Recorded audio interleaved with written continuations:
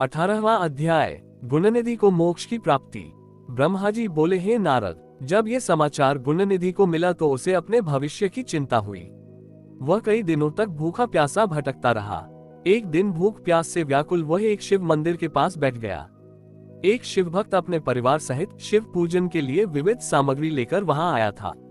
उसने परिवार सहित भगवान शिव का विधि विधान से पूजन किया और नाना प्रकार के पकवान शिवलिंग पर चढ़ाए।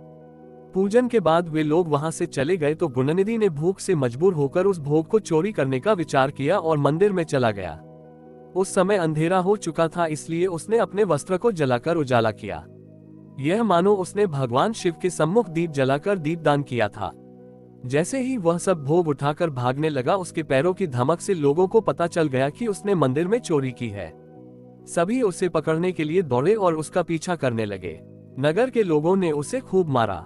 उनकी मार को उसका भूखा शरीर सहन नहीं कर सका। उसके प्राण पखेरु उड़ गए। उसके कुकर्मों के कारण यमदूत उसको बांधकर ले जा रहे थे। तभी भगवान शिव के पार्षद वहां आ गए और गुणनिधि को यमदूतों के बंधनों से मुक्त करा दिया।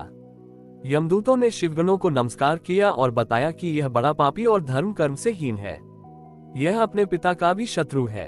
इसने शिवजी के भोग की भी चोरी की है। इसने बहुत पाप किए हैं, इसलिए ये यमलोक का अधिकारी है। इसे हमारे साथ जाने दे ताकि विभिन्न नरकों को ये भोग सके। तब शिव गणों ने उत्तर दिया कि निश्चय ही गुणनिधि ने बहुत से पाप कर्म किए हैं, परंतु इसने कुछ पुण्य कर्म भी किए हैं, जो संख्या में कम होने पर भी पाप कर्मों को नष्ट करने वाले हैं। इसने रात्रि में अपने वस्त्र को फाड़कर शिवलिंग के समक्ष दीपक में बत्ती डालकर उसे जलाया और दीपदान किया। इसने अपने पिता के श्रीमुख से एवं मंदिर के बाहर बैठकर शिवगुणों को सुना है और ऐसे ही और भी अनेक धर्म कर्म इसने किए हैं। इतने दिनों तक भूखा रहकर इसने व्रत किया और शिव दर्शन तथा शिव पूजन भी अनेकों बार किया है। इसलिए ये हमारे साथ शिवलोक को जाएगा, वहां कुछ दिनों तक निवास करेगा। जब इसके संपूर्ण पापों का नाश हो जाएगा तो भगवान शिव की कृपा से यह कलिंग देश का राजा बनेगा। अतः यमदूतों, तुम अपने लोक को लौट जाओ। ये सुनकर यमदूत यमलोक को चले गए। उन्होंने यमराज को इस विषय में सूचना दे दी और यमराज ने इसको प्रसन्नतापूर्वक स्वीकार कर लिया।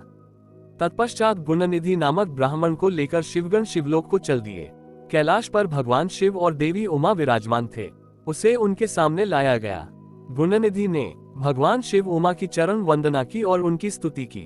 उसने महादेव से अपने किए कर्मों के बारे में क्षमा याचना की। भगवान ने उसे क्षमा प्रदान कर दी। वहां शिवलोक में कुछ दिन निवास करने के बाद गुणनिधि कलिंग देश के राजा अरिंदम के पुत्र दम के रूप में विख्यात हुआ। हे नारद, शिवजी की थोड़ी सी सेवा भी उसके लिए अत्यंत फलदायक हुई। इस गुणनिधि के चरित्र को जो कोई पढ़ता अथवा सुनता है, उसकी सभी कामनाएं पूरी होती हैं तथा वह मनुष्य सुख शांति प्राप्त करता है।